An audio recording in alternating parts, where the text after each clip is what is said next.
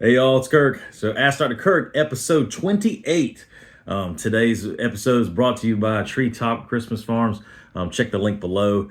So I have some rapid fire questions we're going to do today. So I've piled up a whole bunch of questions, y'all. I love them. Keep them coming. Some of these are fun ones. Some of these are small ones that they're not going to take up a full episode. So I figured I'd lump a bunch of them together and then let's just crack through a bunch of them because they may not take up a whole episode, but they certainly deserve love. So here we go with rapid fire today. Jesse from Sandersville, Georgia says, Jesse, I don't know if you're a guy or girl. That's one of those names. Jesse says, I saw one of your talks and I heard you briefly mention you don't believe in chapstick because it's addictive. Is that true? Okay. Yes and no. Yes, I don't believe in chapstick. Number two, no, it's not addictive. It's not addictive. There's no chemicals in chapstick in any kind of way that would cause an actual addiction to where someone is physiologically cannot come off of chapstick. But chapstick is very habitual. It's very habit forming. Just like popping your knuckles or biting your nails. Psychologists have looked at this and found that because it's a hand to oral thing, there is some powerful habits very comparable to, get this, the habit of cigarette smoking. Right. So cigarette smoking, of course, does have a chemical addiction thing to it, but there's nothing in chapstick that's like that. But people do get used to the sensation that they have on their lips. They get used to the idea of applying something. It's a habit, and it gets really, really bad in some people, and they just can't put it down. And there's other ways to cure chapped lips. Very simply, if I get really dry lips, I put some petroleum on there overnight and then hydrate. And by the next day, I'm usually fine. The funny part about that one is, Jesse, is that if I ever say this around people who are, hardcore chapstick people, they come at me and they're like, it's not addictive. It's not habit forming. There's no way. I love my chapstick. It's right here and it's in my pocket and I can't live without it. And I'm like, say what you just said really slowly back to yourself. What do you think? So anyway, no, chapstick's not addictive, but yes, it's habit forming, and I do not recommend habitual use of it. How about that? Oh, but it's not bad. It's not going to kill you or nothing. All right, number two. Brian in Thomasville, Georgia says, settle this for my mom. Does wearing a cap make you bald? No, Brian. That has been studied like crazy from dermatologists, and it is not true that wearing a cap or wearing a surgical cap every day to clinic like a weirdo is going to make your hair fall out anymore. That is largely male pattern baldness. If you want to talk about specifically, is we can do a whole topic on that someday if you want me to, Brian. But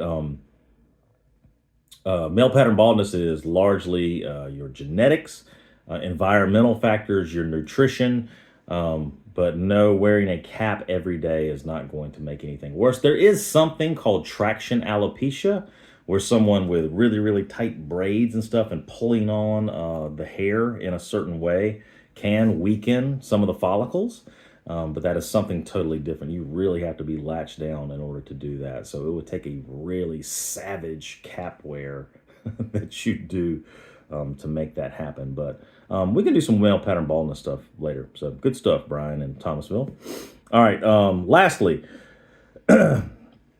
Allison in Bogart, Georgia writes, I love your take on evolution. Shout out, Allison. That was all the way back in Ask Dr. Kirk episode 1. I'll leave the link, our new YouTube channel. All of the previous episodes of Ask Dr. Kirk are free to look at. Click on the link in the comments.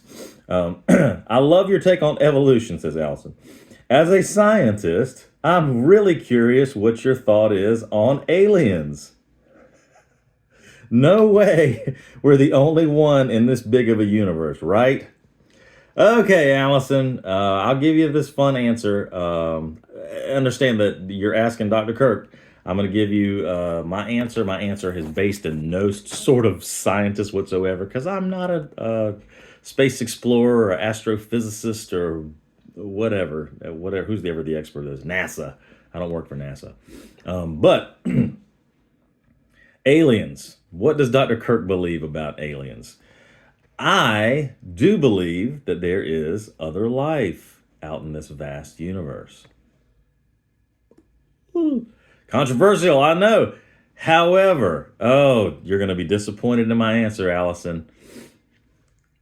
I don't think it's anything advanced. Yeah, and here's what I mean. I think we are God's children that has the intelligence and the sophistication and all that kind of stuff. So there may be life in other planets, but it's probably going to be in the form of there's some bacteria somewhere. There's some little bugs crawling around somewhere. There's some amoebas or zebras or not zebras, whatever. There's nothing that's going to be the advanced civilization coming and visiting us and flying saucers and all the kind of stuff that we see in the movies. There's probably life other places, but it may be life that we're not even used to. Not a carbon-based life form. There may be some energy thing somewhere or some water-based something. It's probably not water. Anyway, we are the top dog, even though there may be some life elsewhere. So, yeah, I know that's kind of a boring answer, but there's probably some germs somewhere on some rock that is out there. So, not our alien buddies that we'd be like, hey, come visit us. So, anyway, thanks for that question, Allison. These are some quick ones. We just got out of the way real quick. Keep them coming, because I got a whole bunch of them. I promise y'all, I'm trying my hardest to get to these things. Love y'all, mean it. Jesus loves you. Obrigado. Mahalo nui loa.